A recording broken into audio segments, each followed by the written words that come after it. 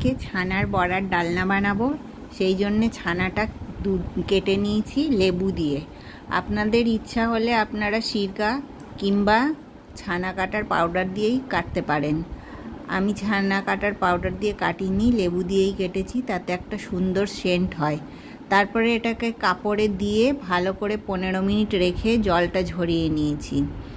এবারে আমি এটাকে কিভাবে মাখবো দেখুন। এর মধ্যে অল্প একটু চিনি দিতে হয় আর একটু নুন দিতে হয়, দিয়ে এটাকে মাখব। এর মধ্যে আমি একটুখানি ময়দা দেব। এই এতটা ছানার মধ্যে আমি মাত্র হাফ চামচের থেকে একটু বেশি ময়দা দেব, 1 চামচ দেব না কিন্তু। তারপরে ময়দা দিয়ে আমি এটা খুব ভালো করে মাখবো। হাতে এইভাবে করে ভালো করে ঘষে ঘষে এটাকে মাখতে হয়। আমার মাখা হয়েই গেছে। এবারে আমি প্রত্যেকটাকে শেপ দিয়ে নেব। আমি গোল গোল শেপ দিয়েছি, আপনাদের যেমন ইচ্ছা তেমন শেপ দিতে পারেন আপনারা।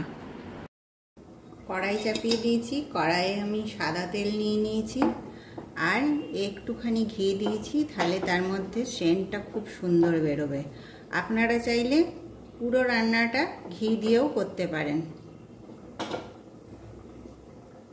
গরম হয়ে গেছে, এবারে একটা একটা করে আমি ছেড়ে দেব।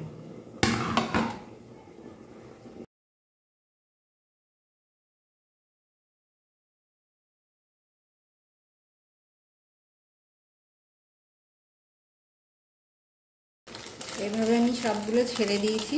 এবার আস্তে আস্তে ভেজে নেব। আবার আমি তো সাদা বানাবো এটা, আপনারা যদি চান তাহলে ছানাটা যখন মাখবেন তখন একটুখানি হলুদ দিয়ে মাখতে পারেন, আর তরকারিতেও একটু হলুদ দিতে পারেন। কিন্তু আমি আজকে হলুদ দিয়ে বানাবো না, অন্য কোনো দিন হলুদ দিয়ে দেখাবো। আজকে সাদা হবে। আমি সবগুলো ভেজে তুলে নিয়েছি, দেখুন কত সুন্দর নরম হয়েছে একেবারে। আমি আর একটুখানি সাদা তেল দিলাম।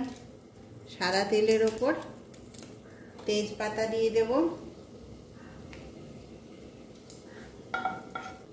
আদা বাটা দেব। এতে রসুন বাটার দরকার হয় না, আদা বাটার দরকার হয়।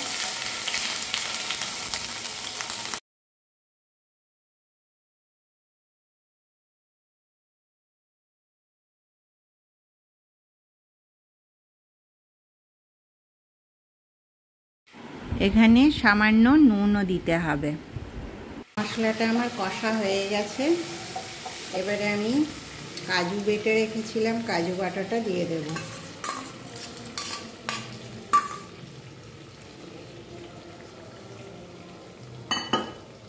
সঙ্গে আমি একটু জলও দিয়ে দেব।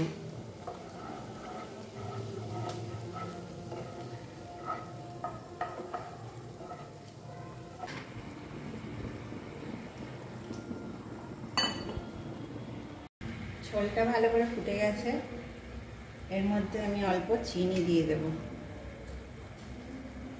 এই তরকারিটা একটু মিষ্টি হয়, ডালনা যেহেতু।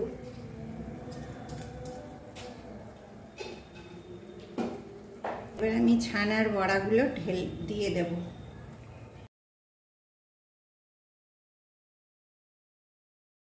নামাবার সময় হয়ে গেছে, আমাদের রান্নাটা হয়েই গেছে। এবার একটু এলাচের গুঁড়ো দিয়ে নামিয়ে দেব। এর মধ্যে আমি একবার এই বড়াগুলোকে উল্টে দিয়েছিলাম আস্তে আস্তে। এলাচের গুঁড়ো দেওয়া হয়ে গেল। এবারে আমি এটাকে নামাবো। তাহলে আপনারাও একবার এইভাবে আমার মতন বানাবেন, বানিয়ে দেখবেন, খেতে খুবই সুন্দর লাগে। আর এটা রুটি ভাত সব কিছু দিয়েই ভাল লাগে। আপনারা আমার চ্যানেলটাকে লাইক শেয়ার সাবস্ক্রাইব করবেন, আমার পাশে থাকবেন। নমস্কার।